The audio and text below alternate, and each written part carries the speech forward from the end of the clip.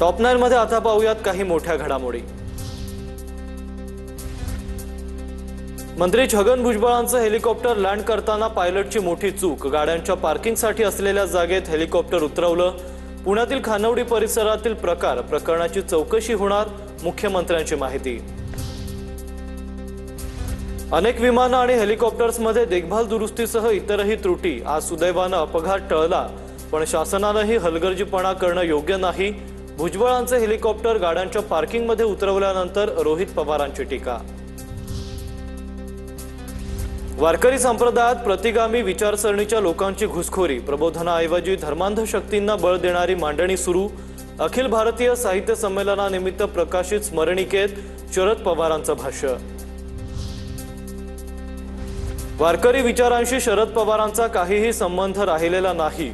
शरद पवार धर्म मानत नाहीत, ते निधर्मी आहेत। वारकरी संप्रदायातील त्यांच्याकडे काही माहिती नाही।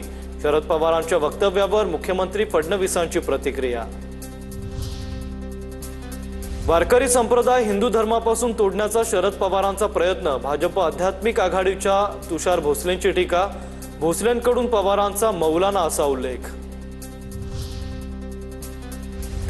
नाशिकमधील नामांकित आयटी कंपनीतील धर्मांतरण प्रकरणाचा केंद्रीय यंत्रणांकडून तपास होण्याची शक्यता। एनआयए एटीएस सोबतच सीबीआयकडूनही चौकशीची शक्यता। एसआयटी प्रकरणाची महत्त्वाची माहिती तिन्ही तपास यंत्रणांना कळवली। नाशिकमध्ये आरोपी रवींद्र एरंडेचा आणखी एक कारनामा उघड। सरकारी अधिकारी असल्याचा बनाव करून फसवणूक केल्याचं समोर। नोकरीचा आमिष दाखवत 9 तरुणींना फसवलं।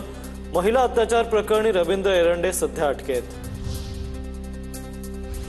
महिला नको असं सांगत डावललं। अतिरिक्त मुख्य सचिव मनीषा म्हैसकर यांचा आरोप।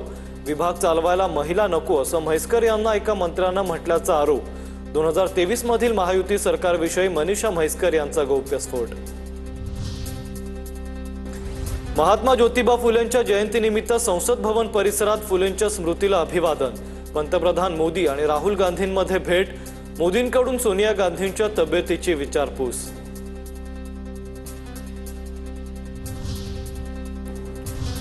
टॉप 9 मध्ये आता पाहूयात खरात प्रकरणाचे काही अपडेट्स।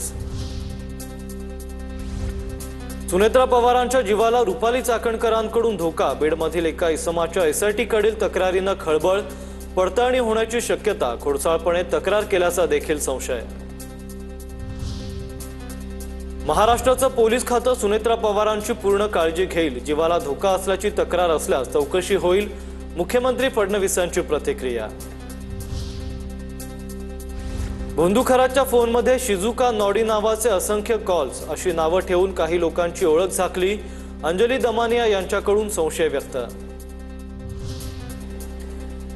जेलमध्ये खराच्या जीवाला धोका। करुणा मुंडे यांचं वक्तव्य। तसंच चाकणकरांना सहआरोपी करा अशी सुनेत्रा पवारांची मागणी असायला हवी, करुणा मुंडेंची मागणी। भोंदूखराच्या एसआयटी तपासात धक्कादायक खुलासे समोर। माझं मरण इथेच आहे।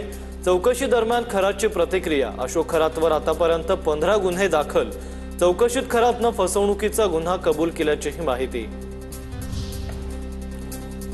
भोंदूखरात प्रकरणी ईडीकडून कारवाई। भोंदूखराची 3 खाती ईडीकडून सील। फरार कल्पना खरातचंही एक बँक खातं ईडीकडून सील। बँक खात्यातील 3 वर्षांपासूनच्या व्यवहारांची पडताळणी। नागपुरातील एका महिलेनं खरातच्या नादी लागून 2.5 कोटी गमावले। पदोन्नतीसाठी खरातनं एजंटच्या माध्यमातून 2.5 कोटी घेतले। निरंजन नावाच्या एजंटमार्फत खरातनं महिलेची फसवणूक केली आहे। निनावी पत्र पाठवून अफवा पसरवण्याचं काम सुरू करू नये। बीडमधून भोंदू अशोक खरात संदर्भात रुपाली ठोंबरे आणि एसआयटीला पाठवलेल्या पत्रावर पोलीस अधीक्षकांची प्रतिक्रिया। हिंदू असल्यानं सीएमनी काही खरातला चांगली ट्रीटमेंट दिलेली नाही। भोंदू अशोक खरातवर बोलताना मंत्री नितेश राणेंची प्रतिक्रिया। खरातला फाशीवर चढवण्याची आमची भूमिका, नितेश राणेंची मागणी।